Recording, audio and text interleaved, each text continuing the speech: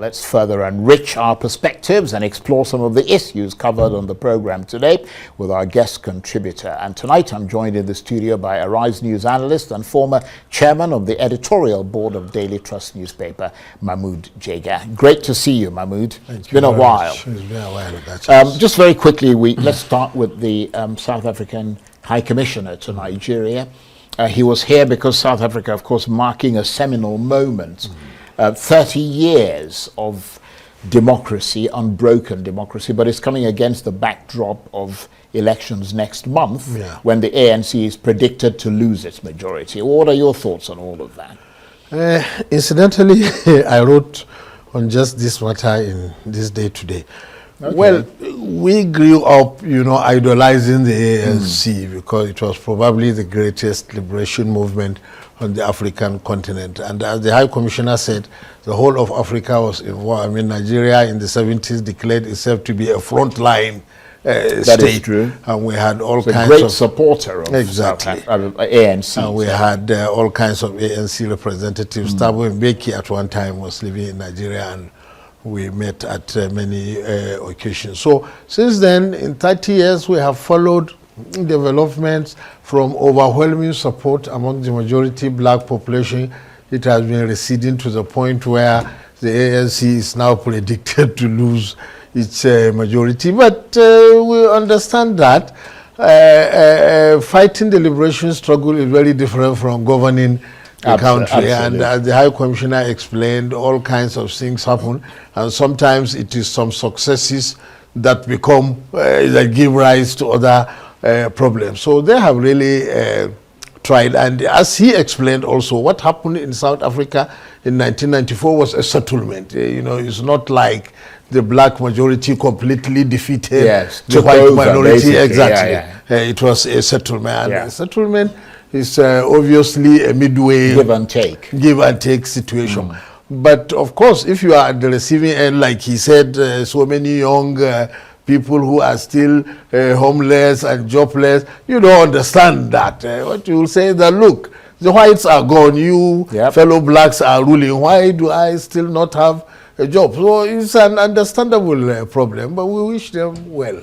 Yes, no, absolutely. That you put the points very well there. Now let's turn to Professor Sylvester Monye, who just left the seat that you're in. He was, of course, somebody who was special advisor to President Jonathan.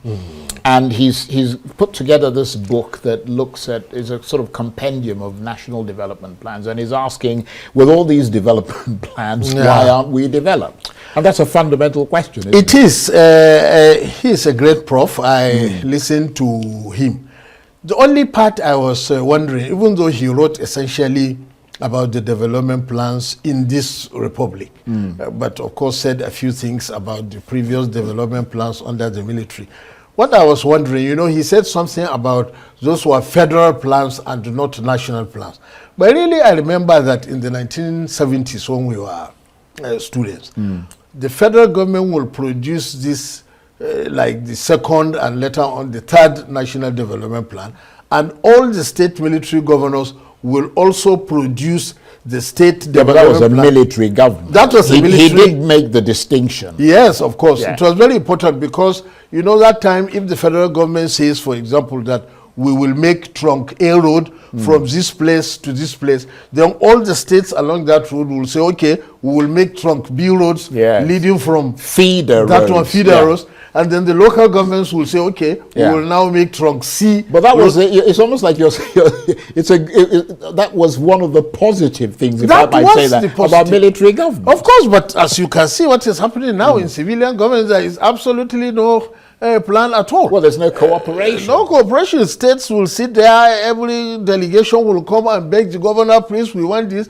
Then he will check his records that I won election in that area, or I want to win election in that area. So I will just promise. It's not in the budget, not to talk of in the plan. So possibly the political situation set up now is not conducive for development planning, which is a tragedy. Yes, because in fact, I mean, to further support the point that you're making, some of the huge developments, infrastructural developments in this country took place during that There's period. no doubt about that. The first, second, and the third national I development mean, all those plan, flyovers in Lagos, the building of the oil Abuja, refineries, the depots, Yeah. the highways, the airports, the oil refineries, the ports and airports. Most of those, we got them under those development plan That is true. periods. That is true. No doubt about that. Very, very interesting. Unfortunately, we're out of time. But Mahmud, it's great to talk with you, and let's do it all again very soon when you're next available. Thank you. Mahmud Jega is a Rise News analyst and former chairman of the editorial board of Daily Trust newspaper. That's it for this edition of Arise Prime Time. Join us again tomorrow from me and the entire team here in Abuja. Bye-bye, and thank you for watching.